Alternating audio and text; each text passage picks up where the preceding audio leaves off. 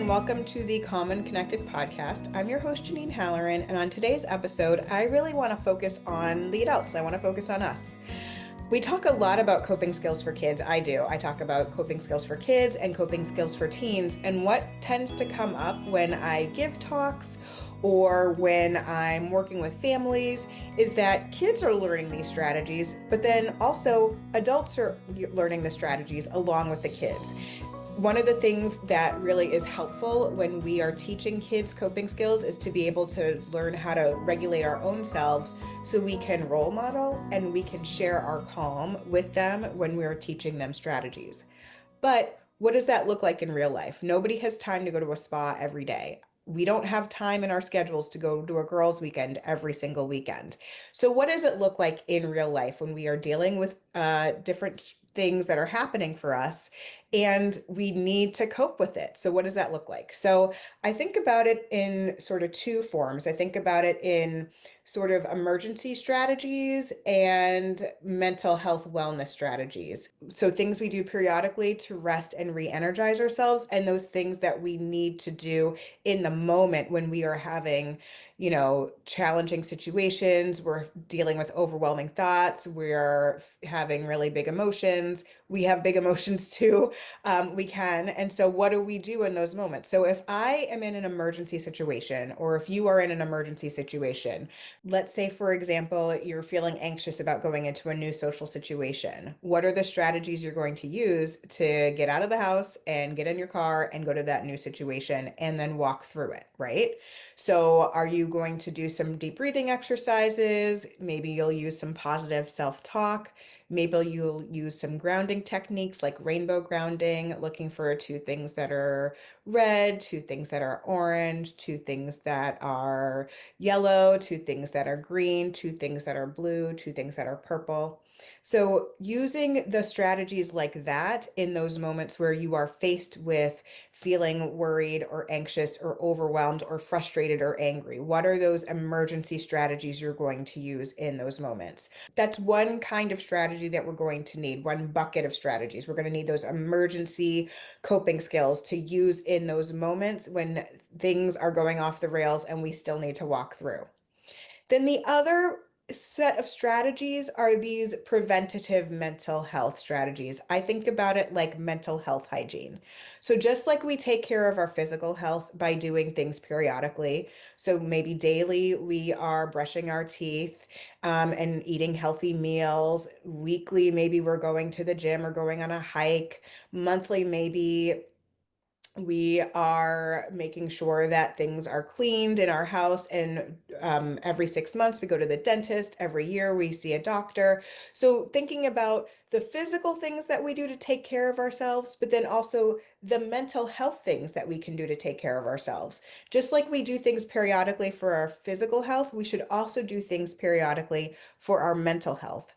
So thinking about daily things that we can do, weekly, monthly, and yearly. So let's go through a few examples. So, for example, daily, what are the things that you can do daily to help yourself?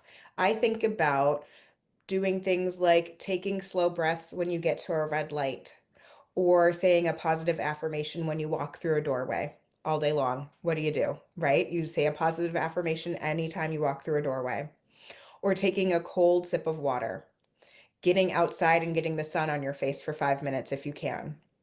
Those sorts of things, taking a mindful moment.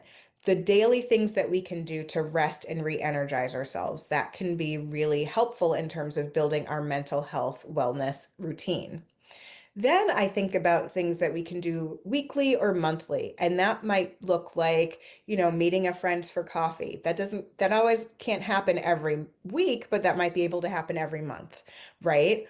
Or going to an exercise class. I myself go to an exercise class once a week, usually, depending on my schedule, but I really do try and fit it in. So I go to that exercise class once a week. Another thing you could do is have extended journaling time. So you have an extended journaling period, maybe on a Sunday night or a Friday night. So that's something that you do weekly to make sure that you are resting and re-energizing yourself.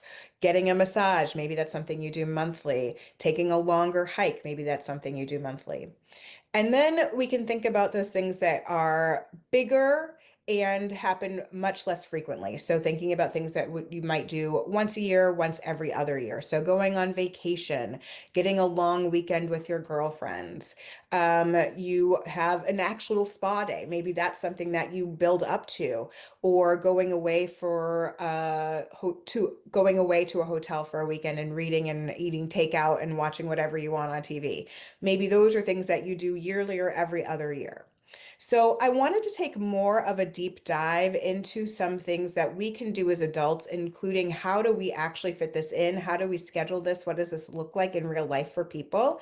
So, as part of the Coping Skills Hub speaker series, I've created a new talk called Intentional Mental Wellness, scheduling wellness and coping skills into your busy life.